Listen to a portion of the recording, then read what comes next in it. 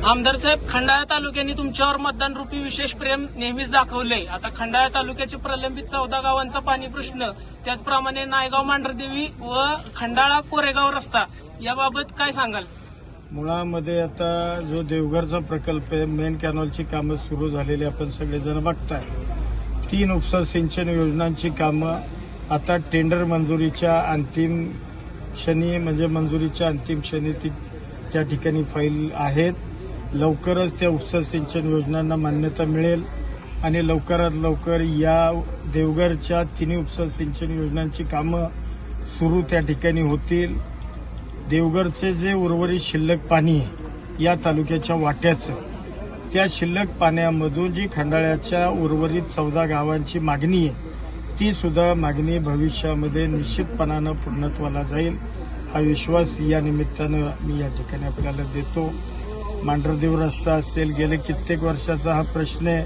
लवकरात लवकर तोही मांढरदेव रस्ता, म्हणजे मांढरदेव रस्ता आहे, त्याच्याबरोबर तिन्ही तालुक्यांना, बाहेरच्या तालुक्यांना असणाऱ्या कनेक्टिव्हिटी असणारे रस्ते, हे सुद्धा भविष्यामध्ये आपल्याला त्या ठिकाणी मार्गी लावावे लागतील. येत्या 3 तारखेच्या कार्यक्रमात नायगावच्या 100 कोटीच्या विकास आराखड्याबाबत आपण काय प्रयत्नशील आहात का? मुळामध्ये हा आराखडा माझ्याच प्रयत्नानं मंजूर झालेला आहे.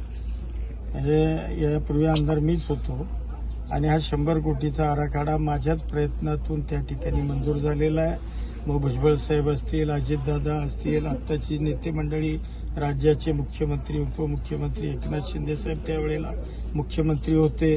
त्यामुळे निश्चितपणानं हा आराखडा आमच्या सरकारच्या माध्यमातून मान्य झाला आहे आणि आता त्याला निधी आणून हा आराखडा पूर्णत्वाला न्यायचा, विकास कामं पूर्ण करायची, एवढाच विषय. तालुक्यातले जे विरोधक आहेत, म्हणजे पूर्वी आपल्या राष्ट्रवादीमध्येच होते पण नंतर ते तुमच्या विरोधात सुद्धा उभे राहिले, तर ते पुन्हा जर आपल्या राष्ट्रवादीमध्ये आले किंवा तुमच्या बरोबर आले तर तुम्ही घेणार का त्यांना?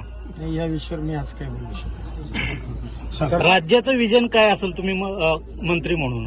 नाही, राज्याचं विजन म्हणजे हे खातंच मुळामध्ये तसं मोठं खातं आहे. हो, आता या राज्यामध्ये अनेक धरणं आहेत. या धरणांचे असणारे प्रकल्पग्रस्तांचे प्रश्न हे त्या ठिकाणी प्राधान्यानं सोडवावे लागतील. अन्य या विभागाच्या अनुषंगानं असणारी जी कामं आहेत, ही कामं सुद्धा भविष्यामध्ये आपल्याला त्या ठिकाणी मार्गी लावावी लागतील.